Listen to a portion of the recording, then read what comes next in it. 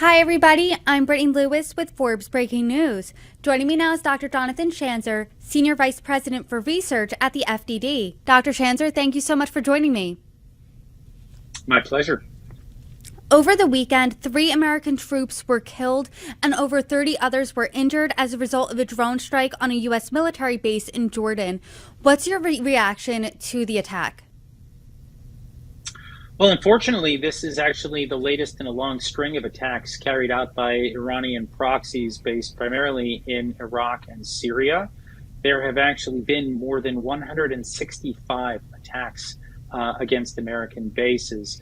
There have actually been a handful in Jordan, as well as Iraq and Syria. The Jordanians had not actually previously announced that these attacks had been ongoing. The specifics of this attack are interesting because the U.S. base in question, it's known as Tower 22, had sent out a U.S. drone to conduct an operation that was not specified. But on its return, that's when the other drone fired by these Iran-backed militias, it was in the air at the same time. And the U.S. was unable to differentiate between them. And that ultimately led to the killing of those 3 servicemen. And the injuries as well.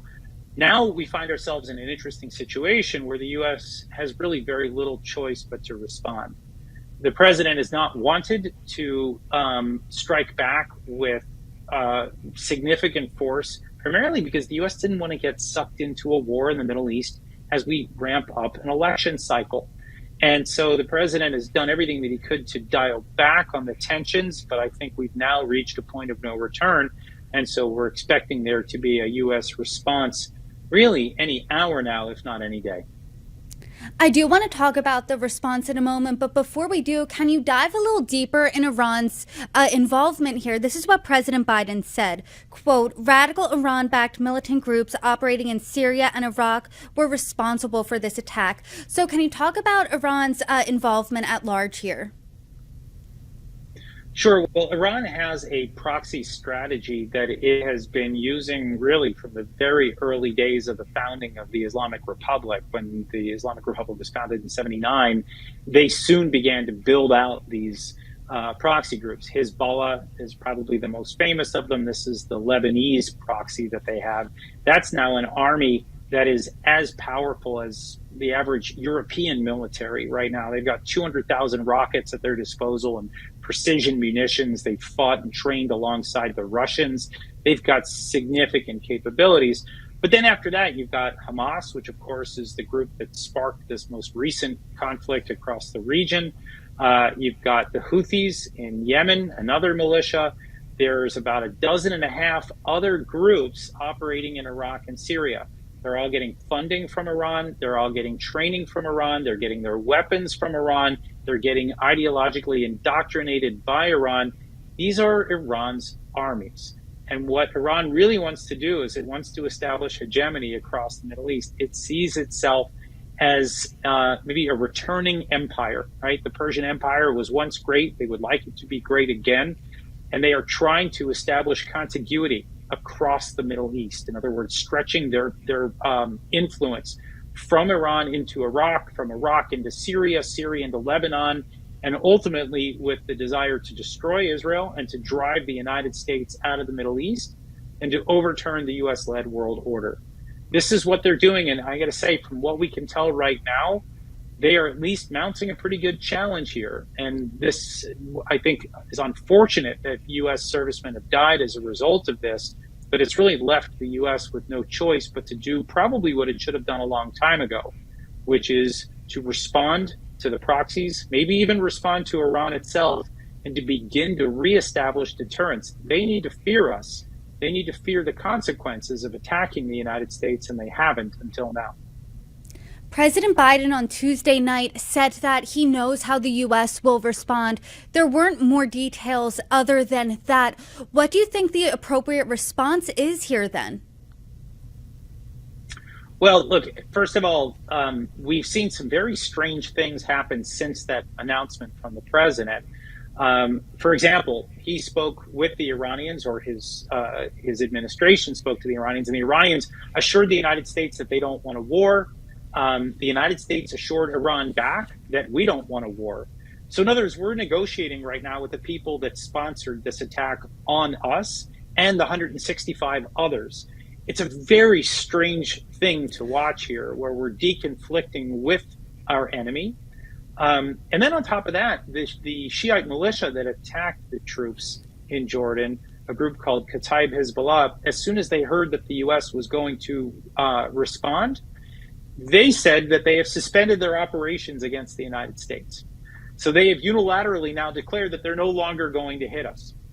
So then that raises the question of what will the United States do if we're not hitting Iran inside Iran, and this other group has already promised not to continue to carry out these attacks.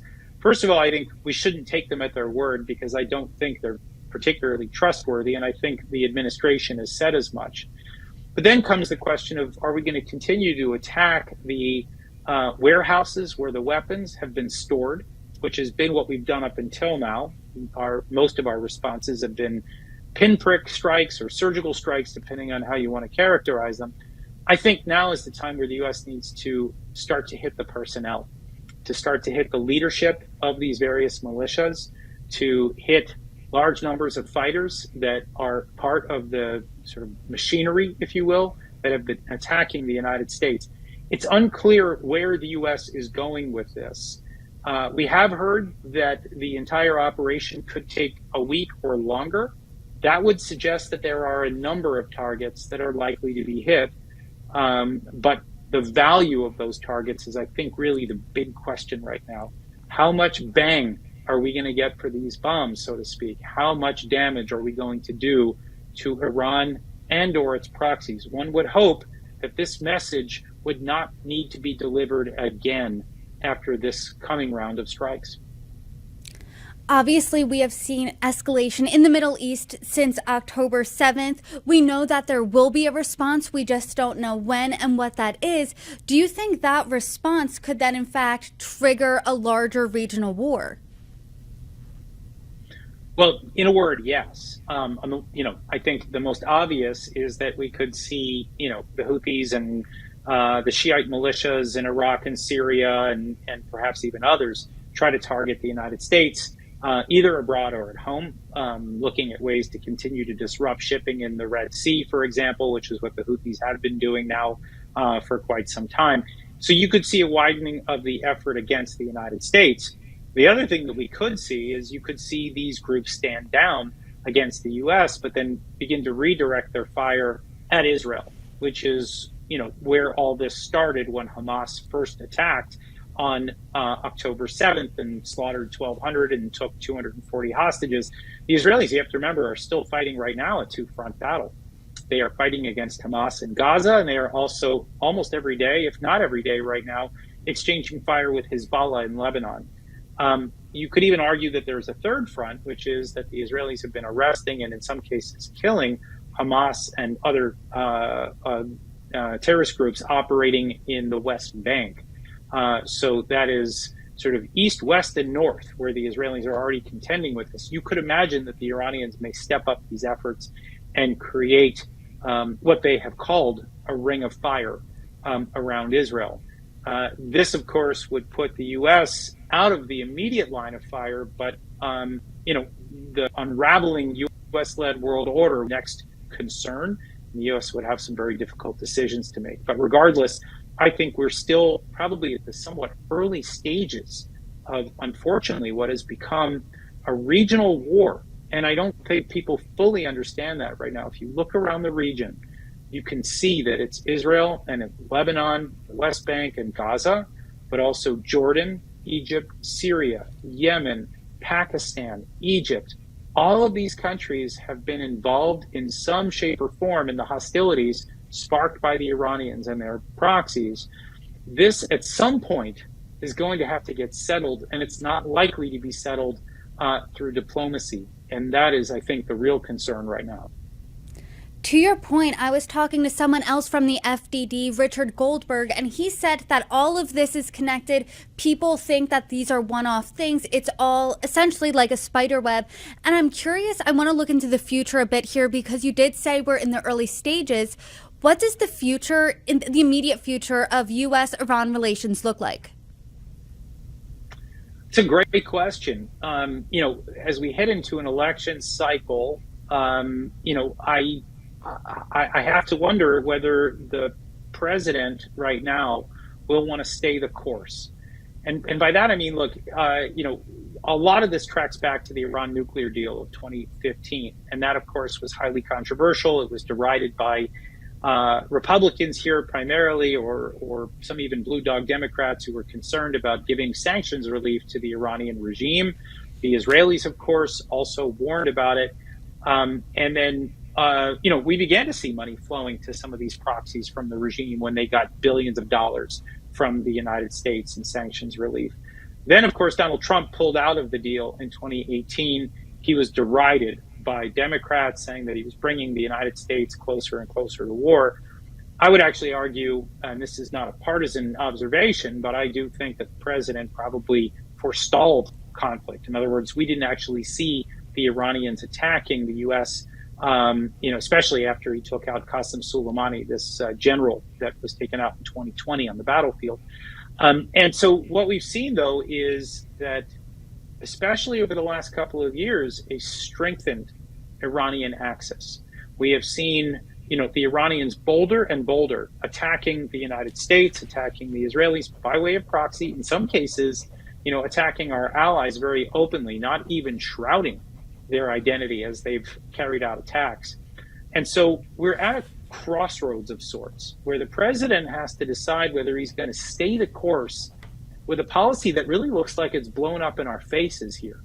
This idea of working with the regime, trying to pay off the regime, trying to buy compromise from the regime in Iran.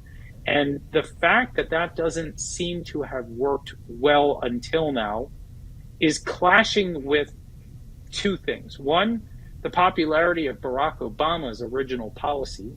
You've got to remember, Barack Obama is still very popular among Democrats as we head into an election cycle. And I'd say that's one. And then there's also the kind of anti-war, progressive, isolationist wing of the Democratic Party as well that may also want the president to stay the current course with Iran and continue to appease Iran in the hopes of achieving peace.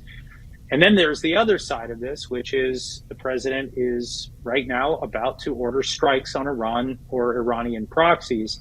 This could signal a very different policy for the U.S. moving forward, one that would actually put Biden and Trump essentially in the same basket. And that's a bit weird, too, because you would think that these two men would be arguing quite a bit about the trajectory of foreign policy. It'd be interesting to see what Trump has to say about all of this, if U.S. ordnance starts dropping. Dr. Chancer, there's obviously a lot of different variables. As you said, that we're in the early stages here. A response remains to be seen. But what we have seen, as you noted, is a strengthening Iranian axis. What do you think we should be looking out for next? Well, I think there are a couple things to note. One is none of these proxy groups are particularly strong, with the exception of Hezbollah. And so if the U.S. is truly dedicated to weakening the regime and strengthening the hands of our allies, and I don't mean just the Israelis, I mean the Saudis, the Emiratis, and others who have suffered from Iranian proxies in the region, we need to do two things. One, we need to wage an economic war against these groups. And so that means additional sanctions and cutting them off from the U.S. led financial system. And we're not doing nearly enough on that front. I think we should also probably be targeting the Iranians themselves, cutting them off from our banking system. In other words, depriving them of the dollars that they would normally be spending to foment this kind of unrest and chaos around the region. The other part of it is military. And maybe you could say there's a diplomatic component to it as well, although it's really not very hard for people to come out and condemn attacks by, various non-state actors against the United States or Western interests. That's not very difficult. The hard part is deciding that you're going to respond and that your response is going to be meaningful. And that, I think, is the real question here is, will these responses right now against whether it's the Houthis or the Shiite militias in Iraq or the Shiite militias in Syria, will they be meaningful? And then perhaps the last question is whether the administration is willing to empower the Israelis to finish the job against the other Hamas proxy that they're fighting, and that's, of course, Hamas in the Gaza Strip. There seems to be a lot of concern right now about preserving diplomacy with Iran, preserving diplomacy with other actors in the Arab world, concern about, what is happening to the population in Gaza or what might happen to the population in Yemen. At the end of the day, there is this, I think, fairly binary equation, which is, what's good for the United States, what's good for American interests. And then there's the other side of it, which is how are we going to look in the kind of public diplomacy battles that may come after this. And I do think the administration is struggling with that. But I think at the end of the day, it's hard to argue, at least from my perspective, that we need a good combination of economic warfare and kinetic warfare to convince the regime that the war that it is waging in the region against us and against our allies is futile and that they will pay a price if it continues. That's the message. And it needs to be said in blunt terms, right? And not just through words, but I think in deeds at this point. We're 3 months in, we've sustained 165 plus attacks, and the entire Red Sea has been shut down to the point that there are 6 different, shipping companies that won't actually bring goods through the Suez Canal. This is untenable as far as I'm concerned. We've reached a breaking point, and I hope the U.S. is unequivocal in the message that it sent. From what you're saying, it sounds like we're really at a crossroads here. And once we do see the response, I do hope you come back on and help break it down for us. Dr. Schanzer, thank you so much for joining me. Anytime. Happy to help.